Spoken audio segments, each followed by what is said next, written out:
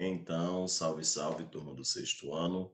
Tudo beleza com vocês, gente? Tá iniciando aqui mais uma videoaula da gente de história, ok?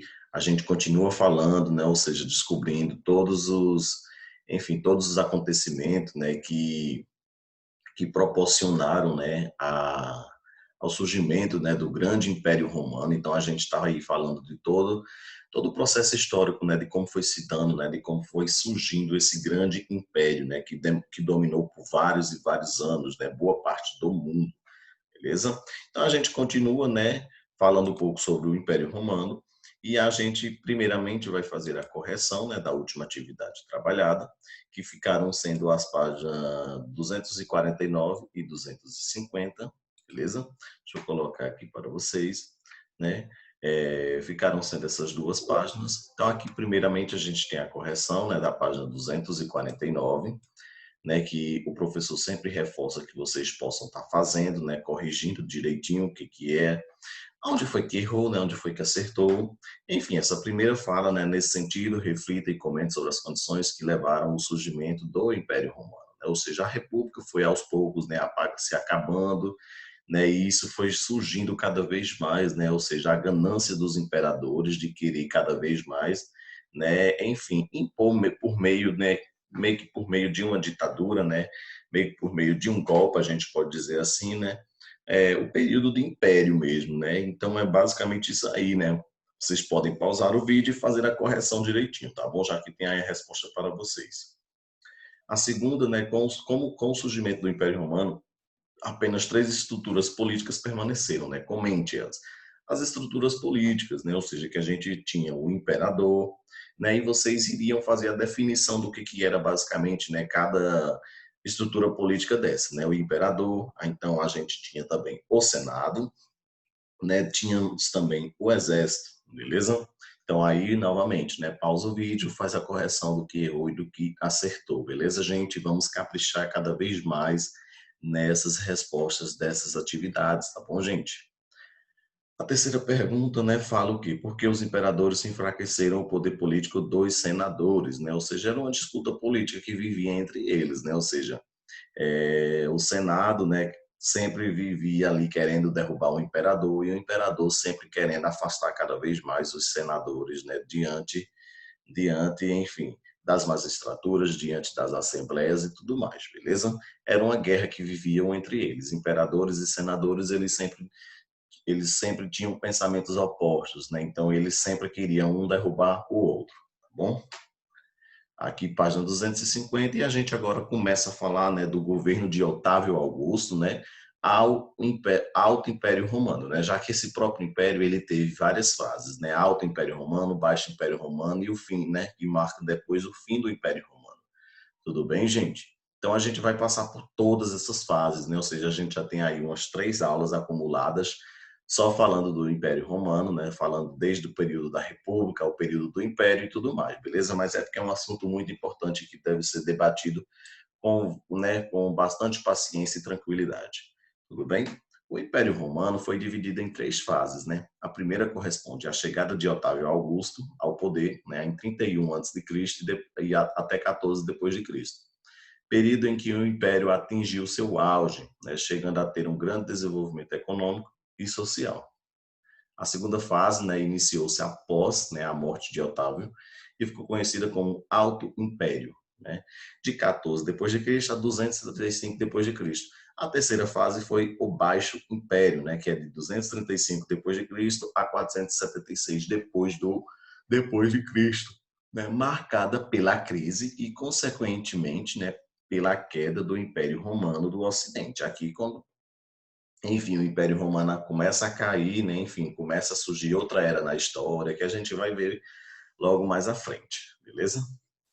Então, após a consolidação, né, de seu poder, Otávio pressionou o Senado para que fosse estabelecido um sistema de império, né, e que ele fosse o primeiro imperador. Foram concedidos, né, aos imperadores alguns títulos políticos. Augusto, por exemplo, atribuía a ele o status da figura divinizada, né, ligada aos deuses romanos, ok? Príncipe Senatus, né, assumia o poder como principal representante do Senado, tendo inclusive, né, que presidir as reuniões. Isso tudo era as regalias que o imperador tinha, né, o imperador de Roma.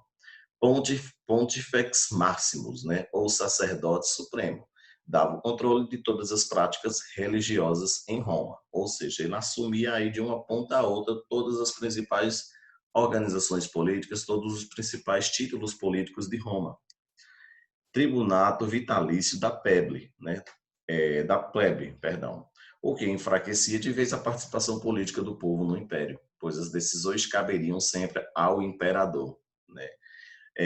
Pater pátria, né? O pai da pátria, ou seja, aquele que deve zelar e proteger Roma e seu povo. Aqui as atribuições, né, e as regalias que foram dadas aos imperadores, né? A gente está citando como exemplo Otávio Augusto, né, que foi o primeiro. Otávio Augusto abalou o poder político dos senadores, do exército e da própria população romana. Seu governo, embora bastante centralizador, né, trouxe uma série de reformas que contribuíram para ampliar a sua popularidade. Isso foi importante para acalmar o povo, principalmente os plebeus, né, que não tinham mais participação nas decisões. Esse governo desviava a atenção dos romanos, estimulando lutas de gladiadores com distribuição de pão e às vezes vinho, e outros eventos na tentativa de encobrir os problemas sociais vividos em Roma. Essa política ficou conhecida como pão e circo, né?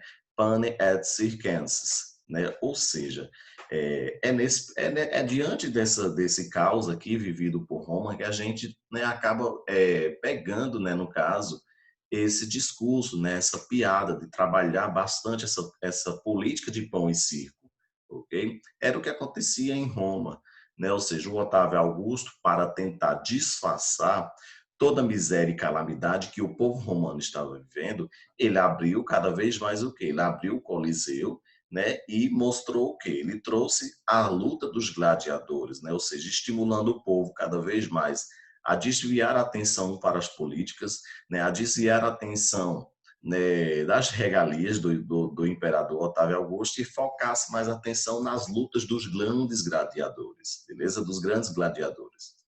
Então, isso era tratar a população a pão e circo. É basicamente o que a gente tem hoje em dia, né, gente? Se a gente for pensar, tipo, o povo brasileiro acaba pensando mais em besteirinhas, né, que acontecem, enfim, na vida dos artistas, na vida dos famosos, né? Ou seja, e simplesmente não consegue focalizar, né? Não consegue ter um ponto de vista político, né? Nas principais questões políticas, no que o governo está fazendo, né? Ou seja, então isso aí é praticamente tratar a população como pão e circo mesmo, né? Ou seja, para desviar a atenção do povo para o governo. Nesse período, né, inaugurou-se uma fase de relativa tranquilidade chamada de Pax Romana, né, paz romana. Para Otávio Augusto, né, Roma deveria interromper seu processo de expansão, garantindo a defesa dos territórios já conquistados. Para consolidar o domínio, essa poderia ser a saída da crise socioeconômica para a qual passava o Império. Otávio Augusto morreu em 14 depois de Cristo e indicou como sucessor seu enteado Tibério, ok? O período entre 14 depois de Cristo e 275 depois de Cristo ficou conhecido como Alto Império Romano.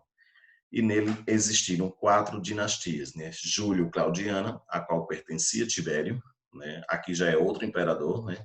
Flaviana, Antonina e Severa. Roma havia atingido um tamanho gigantesco e as estruturas montadas nas relações com as províncias ainda no governo de Otávio Augusto não eram mais suficientes.